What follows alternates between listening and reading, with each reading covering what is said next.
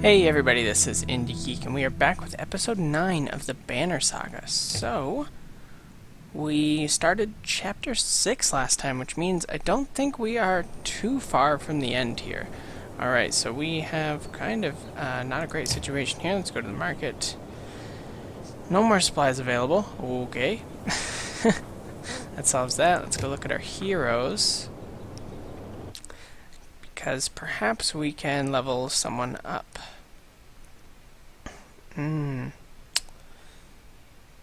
Let's see. Well, no one's doing too hot. Well, I could level up Rook. That might not be the worst idea. Let's see who else can level up. Ivor would be another good level up. Mogan, or Hogan, or Let. I think I'm gonna level up Ivor. Yeah. And let's do this and this. Confirm. Alright. Cool. So, yeah, let's talk to Nid here. I don't know if we've ever spoken. I'm Nid. You're Rook, I know. We've actually been traveling together for a long time. Isn't it strange that you can be so close to people and not know them? Every day I pass people I swear I've never seen before. I wanted to thank you for letting me join you.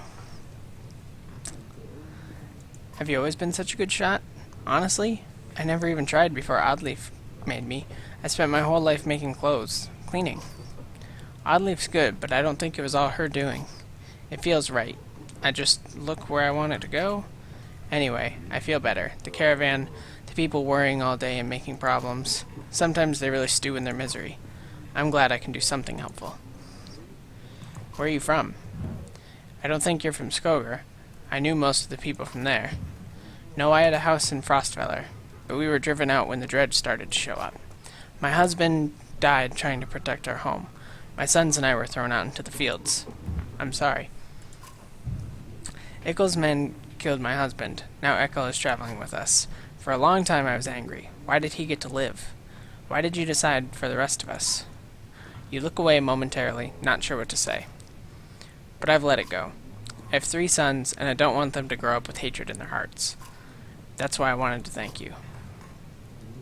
You're welcome. I should be going. Don't think anything of it. We all have our own problems to deal with. Let me know if you need me to put an arrow in something. She returns to her tent, where her boys are waiting for her. Alright. Well... I mean, I should rest. Let me look at the map here. I know I don't do this too often, but I'm kind of interested to see how far we are from our realistic next stopping point.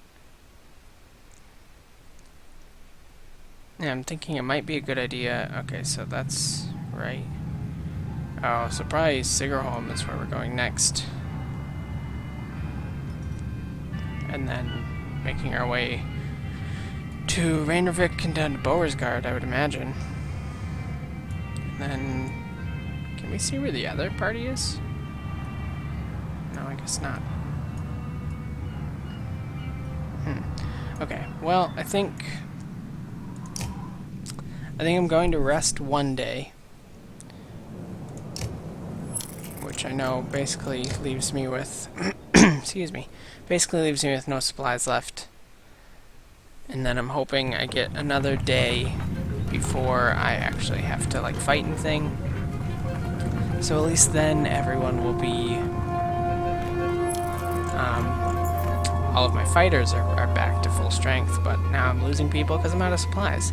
So, a woman's stifled screams failed to overly concern anyone. It was only a matter of time before the expectant mother gave birth.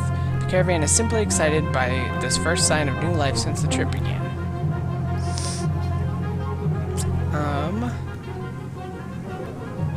Congratulate the new parents privately. You discreetly make your way to the family's tent amidst cheerful clansmen. You give your most heartfelt congratulations to the parents, telling them how strong the young boy looks. The mother cries and the father thanks you repeatedly. Alright, well at least I got a little bit of renown out of that. So, I mean, our biggest hope here is that we're able to come into some supplies here pretty quickly, because we are, like, basically totally out of supplies. And it looks like we've got another Godstone here. Another very pretty music cue.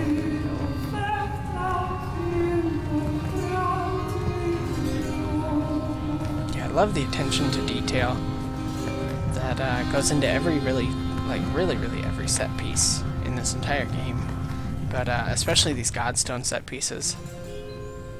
The Godstone for Ingrid, Goddess of Knowledge, looks on as the caravan takes a much-needed rest. Ivor shoots some children away from a solitary dredge slinger lying beneath the stone. Should we be worried about that, you asked Ivor, pointing to the dredge body. I don't think so, he replies. Still, couldn't hurt to have a few guards look around. Hours pass without warning. Inspect the Godstone. Ingrid's Godstone is carved with ancient runes which don't make much sense to you, though Ivan tells you some of the menders have deciphered them. It's how the menders learn the language of the gods.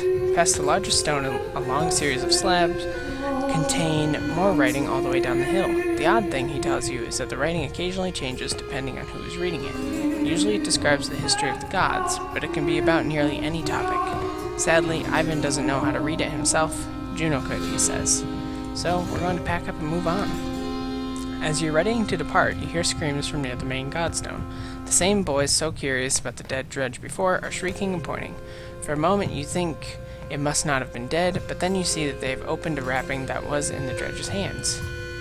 Wait, says Ivor, his arm across your chest. This shouldn't be seen. Get everyone away. A chill sweeps over you, Alette pushes past and gasps. Stop, shouts Ivor, but the curious onlookers have already seen it. Leave it. On the ground before the dead slinger is a small stony figure, its hands searching for something it can't find. That's a baby. That dredge is a woman? We've been killing women. We've been slaughtering women and children this whole time, leaving them to die. In a war, it's only the males who fight. We've been fighting these dredge the whole way. Why are women with children on their backs fighting us? They're not invading, they're running. Everyone stops dead in their tracks. The entire caravan is gathered around, aghast. When I spoke to Juno, she told me something was coming. She didn't know what. A darkness. Something black is covering the world, and the dredge are running from it just as we're running from them. The serpent, the quake, it's all the beginning of the end. Ivor, you knew. Why? Why didn't you say something? Ivor? When I was young, I killed one of the Sunder, during the Second Great War. We called it Rays. Every time we would build our defenses, it would flatten them and push us back again. I became separated from the rest of the Varl, and stumbled upon Rays deep in a snowstorm, alone. She was nursing. I threw my axe, it twisted in the wind, her son died in her arms. She was so pathetic, kneeling in the snow. She didn't even try to stop me when I took her head. That's how I killed a Sunder. When I found my way to Grafheim, the Varl wanted to make me Kender, next to be king. I left, walked until I ended up in Skogar, where no one knew what I had done. The only sound is the wind blowing through the trees. Well, that was certainly a bit of interesting characterization there for Ivor. For a long time, nobody says a thing until a child breaks the silence. What do we do with the baby, she asks. A lump forms in your throat, looking at the small obsidian creature squirming before you. I'm going to put it to a vote. While some grumble about leaving it to chance, the caravan votes pretty clearly in favor of leaving the infant behind. He remains beneath the Godstone as the caravan departs. You try to put the whole episode from your mind and focus now on reaching Sigerholm. Yeah, wow, that's a pretty powerful section of the game. I was not expecting that at all. Definitely kind of a blindside there in terms of, kind of making us feel a little bit more monstrous for what we've been doing this whole time. Because up until now, it's always felt like we were just, defending ourselves. But it definitely changes the situation when you realize that, that what you've been defending yourself against were themselves just trying to defend themselves from something bigger. I'm gonna get a drink of water here for just a second, if you don't mind.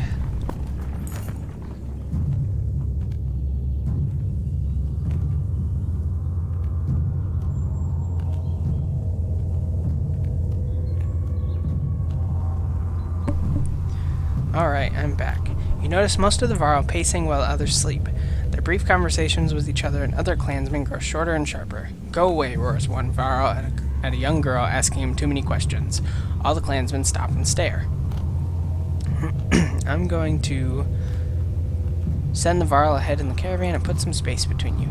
We could all use a bit of space to stretch. You say to the giant, why don't you and the other Varl take the lead, set the pace. We'll follow. He looks at you and nods, appreciating the graceful compromise. The giant explains, we live in the north for its space, endless miles of snow, ice, mountains, fields. Space to be alone, but here there is no time for such things. Understanding slowly trickles through the caravan, relieving some of the tension. Well, good deal there. Oh, and thank goodness, at least there's Sigerholm, so we won't lose too many more people. Oh, every day when we just lose a bunch of people, it's awful to watch that happen. As Sigerholm approaches, we fear the worst. The once calm lake surrounding it now looks like a bowl that has been flipped. Proud homes sinking into muddy water. A side effect of the quake. What has the rest of the world become on the other side of those mountains? Well, it seems like we can't catch a break here. Everywhere we go has already been destroyed. And I'm starting to think that this kind of chapter of the game, meaning this game as a whole, because of course the game is planned to be a trilogy, I'm starting to think that this chapter may leave us in a bit of a cliffhanger in terms of kind of what's going to happen with the world as a whole. So, Oddleif says, one catastrophe to another, says Oddleif as you pull into Sigerholm. The town appears to be sinking into the lake. Townspeople peek from dark windows and makeshift hovels further up the hill. No, says Ivan, looking frantic. Where is she? He runs to the front of the caravan, looking out over the water. Juno isn't here, and you get the creeping feeling you're not welcome either. Going upriver looks out of the question. The beach is bare, aside from the occasional skeleton of a ruined fishing boat. You reluctantly set up camp in the sinking town. All I'm saying is, how long are you willing to wait? While taking stock of the caravan, you've inadvertently walked into a debate between Oddleif and Ivan. As long as we need to. And I think we need to get out of here. I don't feel good about this place. Why? What's wrong?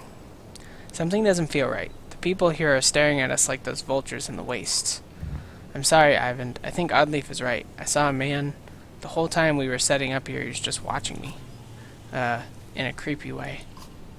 And how long before the dredge find us here? Juno will come. Just give it a little more time. Rook, listen to me. I need you to trust me on this. Well, I mean, that's all great and all, but we don't even have any supplies. You're really worried about her, aren't you? What? Oh, Juno? Worried doesn't begin to describe it. If she doesn't find us here, or something has happened to her, are you sure what you saw was real? It could have been a dream, or, I don't know. You were pretty exhausted. I don't know. To be honest, I'm not sure anymore. Everything is a blur. Don't tell the others I said that. I have to hope it wasn't just a dream. What's it like to be a mender? Being a mender? I guess I never really thought about it like that. It's just part of me. They knew very young that I would join the order. Born into it, you could say. My mother and father, both menders. The guild is for lots of people now. Builders and healers. Did they all pull lightning out of the sky? No, that's not normal. It's one of the reasons I know Juno. She's one of the council. She helps me control things like this, so we don't end up scaring people. How exactly does weaving work anyways? Well, the hardest part is usually seeing the threads. Everything is part of the tapestry. It's made of threads woven together. If you can see the threads, you can manipulate them. I don't know how to explain it really. It's like trying to play a harp with invisible strings. Look at my staff, for example. Some menders carve intricate patterns in the wood to help them remember the shapes of... like I said, hard to explain. Why is Bellower still following us? I saw Grafheim as it burned. Ivan gets a faraway look in his eyes. Excuse me. The Sunder blew through it like a tempest. The Varl fell in the thousands. Most of the Sunder left the city and headed south. Who knows where they are now? They might be destroying every town they come to, or heading toward Arberang. Bellower stayed in Grofheim, just for the sport of it, I think. As we fled to Einertoft, I thought he must want to wipe the Varl off the map completely, but then he came after us. Maybe he knew Ivor was the one who killed Reyes. Maybe, but let's just make sure he doesn't catch up. Do you think this is the end times? I don't know what to think. I wish I could give you a better answer. Even if we escape the dredge, that serpent said a darkness was covering the world. I don't know how long that will take, or what it means even. I'm just trying to solve one problem at a time. The Menders are in Arberang. If we can find ships and make it the capital, we might have a chance. I won't take any more time. No, it's okay, Rook. I appreciate the talk. It's good to stay grounded. I spend all day worrying about serpents of Sunder. A lot of people are intimidated, or scared maybe, of me. Don't worry, it's nothing new. I'm used to it. Maybe sometime we can talk about things that don't include the world ending. Well, unfortunately, that's kind of the situation it's seeming like we're dealing with here. Let's go to the market here. And as usual, I will spend all of my renown to get supplies. Because that's what we need. I guess we'll rest for a day. A scuffle has broken out in front of the houses. Thief shuts one of your people as a group of strangers flee from your camp. Oddleaf is already running in their direction. They took our supplies, you hear from nearby. Let's chase the thieves. Come on, you shout, and several join you in the chase. You wander onto a beach where some men have been waiting for you. Some terse words are exchanged about whether anything had been stolen or not. You don't see who draws the first weapon, but it ends the conversation dead. Okay, well, here we go. Guess we are getting into a battle here. Well, it's probably a good thing. I mean, we're almost 20 minutes into the video and there hasn't been any fighting. I have a feeling, though, Chapter 7 is probably going to have a lot of fighting. That would be my guess. It seems like this chapter is really kind of building towards some pretty big stuff coming in the final chapter.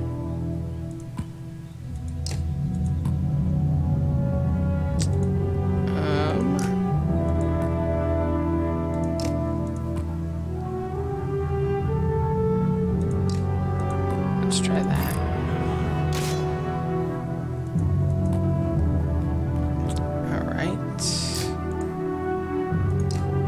And as usual here, we are going to attempt to take care of some armor first. And basically, hopefully, just live through fighting these guys. I think we'll probably be okay. I can't imagine that, we're going to have too much trouble with this stuff.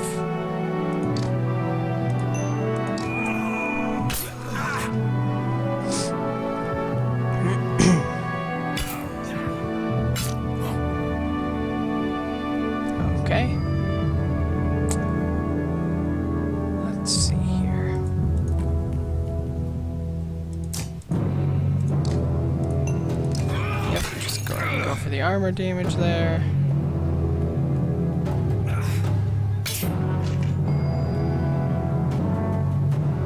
Okay, what can we do here? Not really much of what I'd like to do, honestly. Because ideally, I would be able to use that lightning arc, but there's not much of a reason unless there are some enemies who are in diagonal positions, so see too much of a reason to really worry about that for that turn, but we can start working on this archer here. Man, the problem is going to be that they just have a fairly large number of people. Like, this is actually a pretty big group that we're fighting here. Luckily, none of them are going to be too powerful. It's not like when we're dealing with the dredge and sometimes we've got some of the big guys with tons of armor and stuff, but we could certainly be in a better situation. But that is certainly a nice way to kick off the battle. Start off turn 2 with getting a kill already. Let's see, let's go ahead and do this. Let's do a few more armor damage there. And then, sure, I'll do that. Excuse me. That is what I'm talking about. Okay, because then I can go like this. Let's see, we got 9, 5, 10. So, what I'm going to do is start right there. Pardon my throat this episode. Nice. That killed one, of course. So that ended up being a fairly good move. Right, let's go over here and go ahead and attack that dude's armor. Oof. Yeah, so she probably won't make it out of this next turn here, but hopefully I can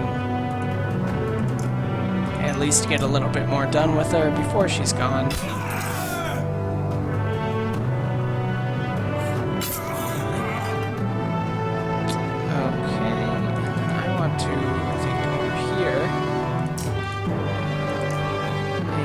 So I can almost take him out. Darn. I was hoping that I'd be able to just take him out this turn. But yeah, and that'll do it.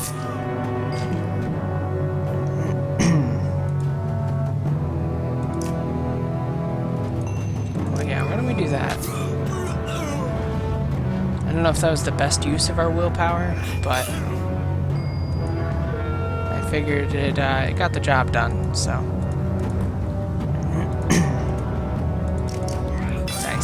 Alright, now we're turning this thing around.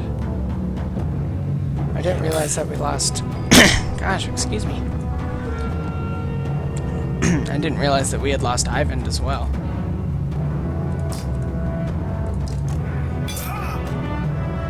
Okay. So we've got, what, 1, 2, 3, 4, and we've got 4, so...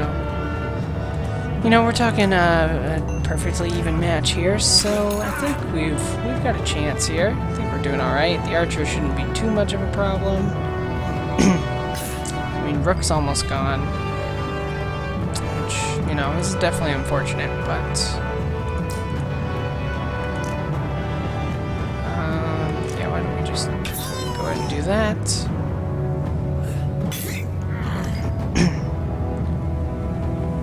Maybe what I want to do is come over here and try and finish her off. Perfect. Definitely kind of turns it around just a little bit for us. Yeah, we'll do that. So then we should be able to take him out pretty easily this turn. I think what I'll do is move over here. Let's see what happens. Okay, so I can either do that. Yeah, I'll just finish him off. So down to 2 left, and I've got 3 guys.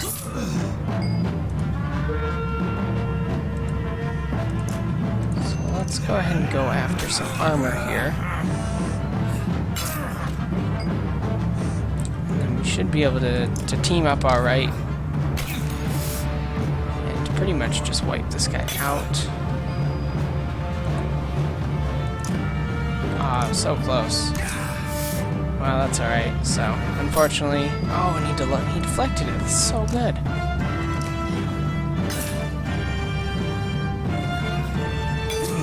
Yeah, I knew I wouldn't be lucky enough to have it again, but... Alright. And down to the last one. So... I'm pretty much going to say that this is going to be a one match here.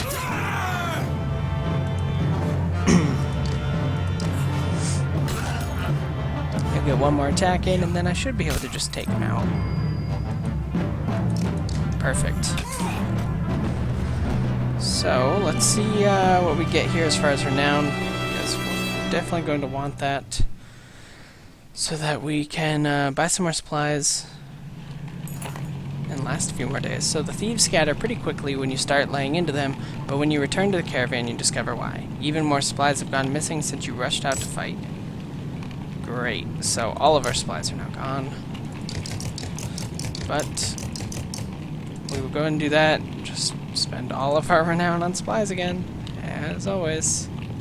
Guess I'll rest one more day and then probably leave. A random assortment of people from the caravan confront you. Listen, says one, we don't feel safe here. I don't know anything about menders or whatever, but we're going to leave and I hope you'll join us. Looks like a couple dozen people, farmers and fighters alike, feel the same way. Let's encourage them to stay. They make it very clear they're not interested in discussing the issues, shaking their heads and setting out. Without the rest of the caravan ready to go, there's little you can do to stop them. You hope they make it, and that you haven't made a mistake yourself. Oof. That was a big loss. Well, now I'm wondering if we're supposed to keep resting for a few more days. Alright, well, I mean, that's really kind of all I can afford to do, so I'm going to leave. Rook, wait, please. Ivan begs. She said she'd be here. We need her. You can tell he's terrified of leaving, as though he'd be giving up on Juno. Okay, just a little longer. You tell Ivan you'll stick it out a little longer, but you're not certain how long you're willing to wait yourself. Every day lost becomes more precious. Okay.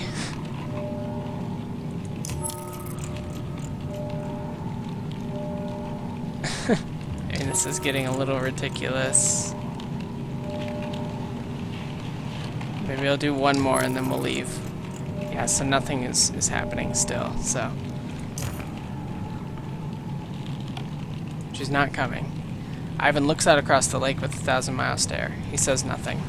We've got problems, says Ivan. The whole place is flooded. We could try to walk the muddy parts, but it'll be slow going. We could try to float the caravan over the lake, but we might tip or get stuck. Or we could just go around the whole thing, but no idea how long that'll take. What do you think? Oh, goodness. I guess let's attempt to ford the river. You pack everything up and take as much weight off the wagons as you can. Soon you're walking through ankle-deep water and thick mud, hoping that the rest of the caravan can hold out. The footing is sticky and slow, but the water isn't too deep outside the town. It takes a while, but you manage to cross the enormous mud pit outside of Sigerholm with an intact, if not cranky, caravan of people.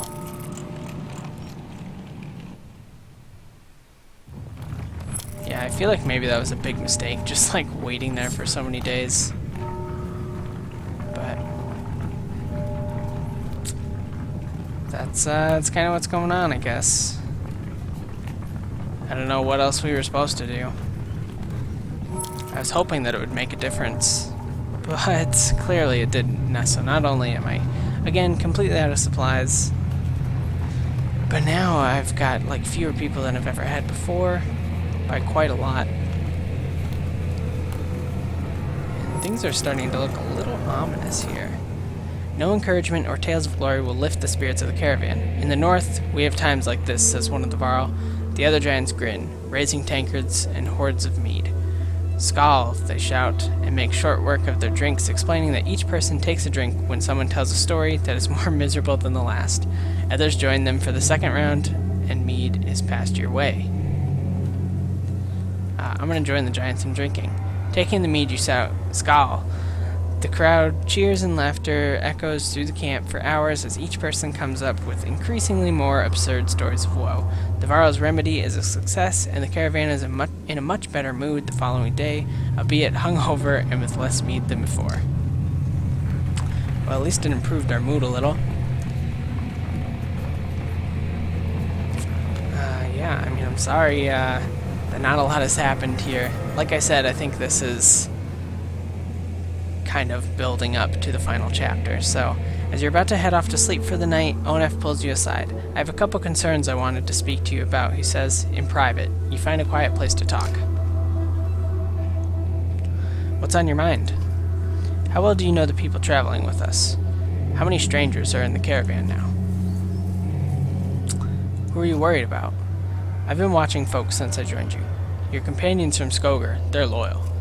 I mean, it seems pretty clear that they'd die to protect you. I suppose I'd do the same. What about the Varl? You don't even know half those warriors. You're telling me they have no problem following a man's orders now? After everything that happened at Einertoft?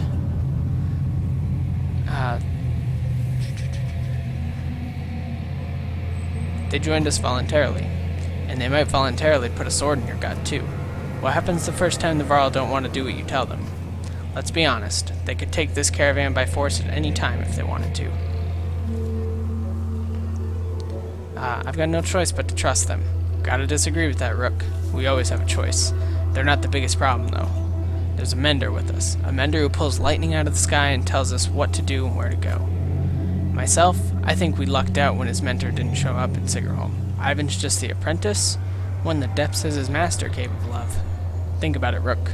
What do you really know about Ivan? I heard they were found practically dead in the middle of nowhere when the dredge started showing up. Then an enormous serpent shows up at Einertoft after tearing the world in half, takes one look at Ivan and bolts. Suddenly they need our help instead of the Mender Council? How does that make any damn sense? Ivan could have taken control long before now. A shrewd man with ambitions can be very patient. I'm grateful for what you've done to get us this far, Rook, but it's always been about trust. I think it's time to part ways, so to speak. Nothing personal. Suddenly you gasp for air. When you look down, Onef is holding a knife buried deep in your ribs. Oh, holy mackerel. Seriously? Your vision blurs and blood fills your sight. You gasp again. There's a bird whistle and the camp becomes a blur of motion. Onef's fighters from Frostfeller leap into action, cutting people down. As Oddleaf turns to fire on the men, Onef rushes her through and pulls the blade from her back without even breaking a stride. She drops like a sack of flour. Onef heads straight for Alette, who freezes in unbridled terror. You rise to your feet through the pain. Eagle and Oddleaf are dead. Somehow you find the strength to cleave the nearest traitor in two, but you can't find the breath to shout. You think your lung might be punctured. Onef clutches Alette's wrist amidst the commotion, tosses her bow aside, and pulls her into the deep woods. Her eyes meet yours across the campsite. No, her lips say, though you can't hear the words. A dozen men appear between you as Ivor steps into view, as fearsome as you've ever seen him. Holy cow. This is just wild. Oh, man. Yeah, no, I think I'd rather have Nid, honestly. Alright, let's try this. Wow, I did not see this coming at all. Well, let's just see what happens here. Oh, weird setup, too. I guess we'll go with it.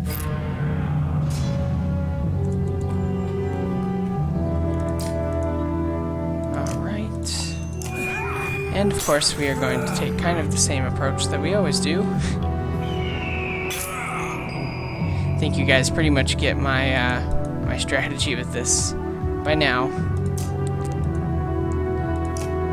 I'm basically looking to just take out some guys' armors and, you know, go from there. Hopefully not have too much trouble.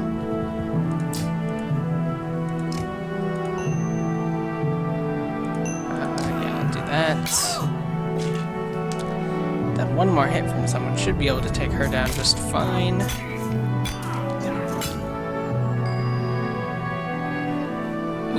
Okay, so here's what I want to do here. Let's arc lightning.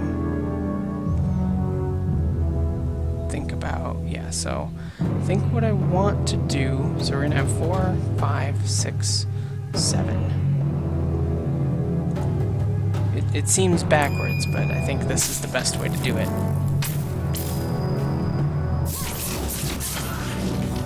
Yeah, okay. I mean, I got hurt too, but I did so much damage just to so many people there that I think that was totally worth it, honestly. Bird of Prey. 100% chance to hit. let's try it. Let's see how much damage it does. 3. Okay, cool. That's pretty good.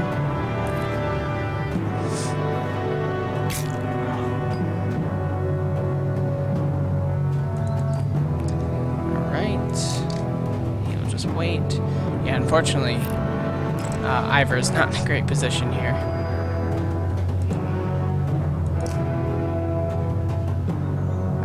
Yeah, sure, we'll do that.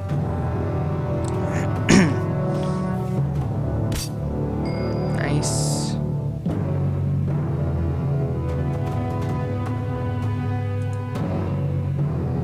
Okay.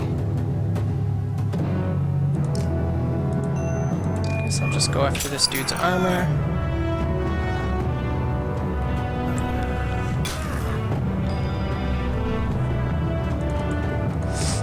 Alright, head up here. Go ahead and take her out. That at least takes care of some of our archer problems here. And then... okay, I think how I want to handle this is like this. I'm going to want to use Arc Lightning again, because it's just like such a good move here. And this should kind of... yes, perfect. That is exactly what I was hoping for. Holy cow. I did so much. I mean, I lost Ivor, I lost... was Ivor the only person that I lost? I think so. That's awesome. So... the rest of this should be fairly easy, honestly. Not really too worried about it. I mean, that's why I like keeping Ivan in the party. Just having that one move can change so much.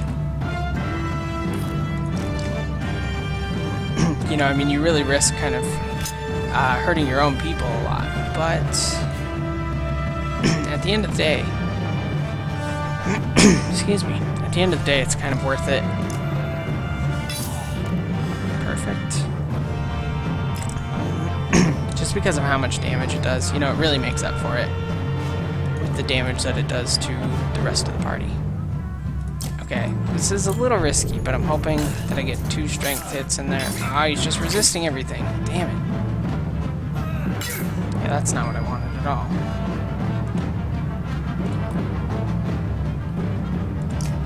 I mean, I think probably what I want to do is just go ahead and do this, because that'll definitely hit him for strength. And it shouldn't hit anyone. Oh, he resisted it. What the heck? Oh, you know what, though? I've got this bird of prey. So, I should hit him no matter what. Oh, but it only did 1. Man.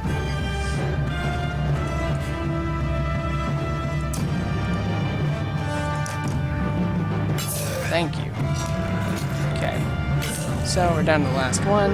Shouldn't be any problems whatsoever at this point. And then, we'll probably wrap this episode up. After kind of the outcome of this battle takes place.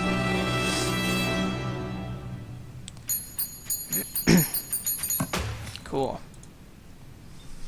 Nice, got a good 11 renown there, so we definitely needed that. Where's Alette? Shouts Ivor, tearing through the nearest bandit, but you're already hobbling into the deep woods where they disappeared, ignoring the battle raging behind you. In a haze of pain, you start to think you've lost their tracks, then you hear Alette screaming in the distance, followed by silence. You tear through the trees. In a small clearing, Alette lies with her back against a tree. Her hands and her clothes are covered in blood. She stares vacantly ahead, unblinking. Beside her is the body of Onef, an arrow buried in his right eye, as if placed there by hand. She looks in your direction, and then at Onef. I killed him, she says.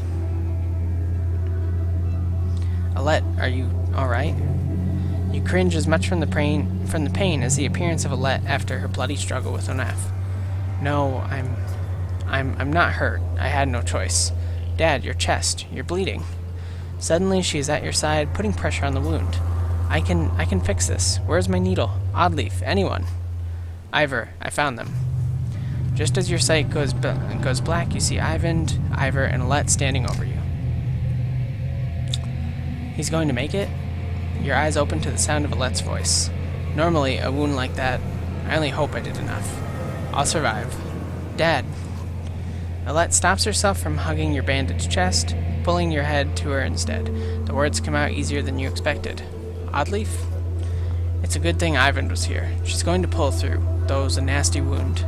We managed to kill most of those traitorous sons of bitches, and the rest fled into the woods. There were a lot of people I couldn't save. You did everything you could, Ivan. Nobody expects you to raise the dead. Ivan frowns deeply, putting a hand to his forehead. Why did Onef do this, Rook? He was talking to you right before it happened. He thought my leadership would get us killed. Utter bastard. All this time we had no idea. Echo killed a good half-dozen of Onef's men by himself. He told me Onef was running Frostfeller the whole time. He left Frostfeller behind when he saw a better opportunity. Guess that relationship is over. Echo was always just the barking dog you put in the yard to find out who your enemies are. It was no accident Onef went after those of us from Skogar. He must have thought, with us gone, he'd take the banner and the rest would fall in line. Or at worst, they'd take all the supplies for themselves and leave the rest as dredge bait. We have to be more careful. We can't just let anyone join the caravan anymore. No, nothing changes. We're not like him. You're a better person than I, Rook. None of this changes the fact that Bellower is out there somewhere, following us. That swamp around Sigerholm might buy us some time, but we've got to keep moving. Your body aches all over, but Ivor's right. The road calls. The caravan is already starting to pack up camp. Alright, well I think this is where I'm going to end this episode. This works out really well. So, as always, feel free to comment if there's anything that you would like to comment on. Subscribe to the channel to see more of my videos every single day. And if you like this episode of the Banner Saga, please consider clicking the like button, because that could help me out a lot. And I appreciate everything that you do to help. So with all of that being said, I thank you very much for watching, and I will see you next time.